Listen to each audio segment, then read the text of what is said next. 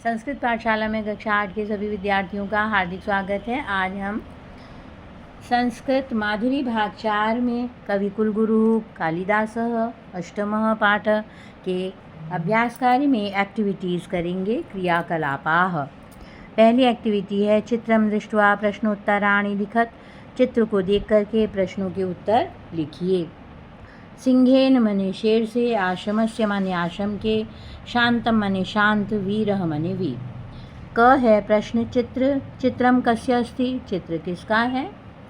चित्रम आश्रमस्य अस्ति, चित्र आश्रम का है।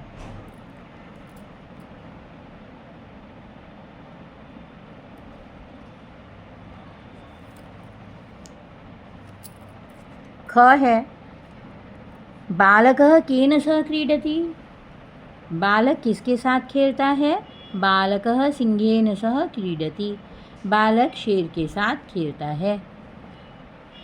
बालकः सिंहेन सह क्रीडति। बालक शेर के साथ खेलता है। ग है एषः बालः बालवीरः कातरः वा। एषः बालः वीरः कातरः वा। यह बालक वीर है या कातर है। कातर माने कायर। एषः बालः वीरः, यह बालक वीर है। यदि कायर होता तो भाग जाता देख करके, लेकिन वो वीर है इसलिए शेर से खेल रहा है।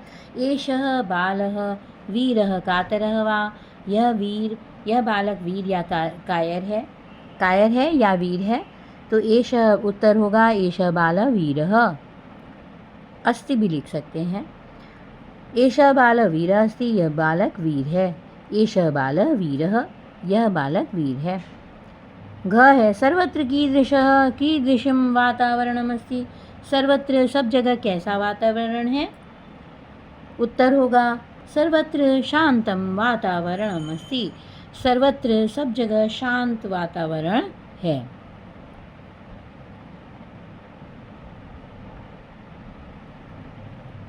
सर्वत्र कीदृशं वातावरणमस्ति। सब जगह कैसा वातावरण है। सर्वत्र शांतम वातावरणमस्ति। सर्वत्र शांत वातावरण है। दूसरी एक्टिविटी है पाठ के आधार पर कवि कालिदास के सप्त ग्रंथों का रेखाचित्र बनाइए। किसी एक ग्रंथ की कथा वस्तु की जानकारी भी इंटरनेट से प्राप्त करके कक्षा में सुनाइए।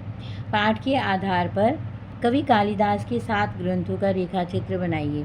7 ग्रंथ वहाँ पे लिखे हुए हैं, उसका रेखाचित्र आपको बनाना है और इंटरनेट से किसी भी एक के विषय में जानकारी प्राप्त करके आप उसको लिख सकते हैं। उसकी कथा वस्तु को लिख सकते हैं, कहानी लिख सकते हैं।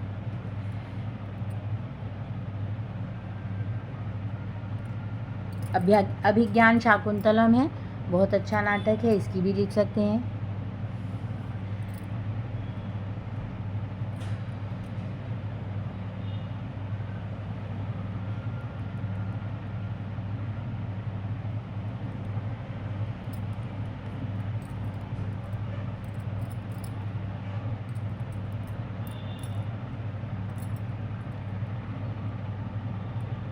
नंबर 3 है अव्यय क्या है, विस्तृत जानकारी। अव्यय क्या है, इसके लिए पेज नंबर 106 से 107 पढ़ेंगे। ठीक है, ये हमने पढ़ाया है, इसको आप ध्यान से पढ़ लेंगे।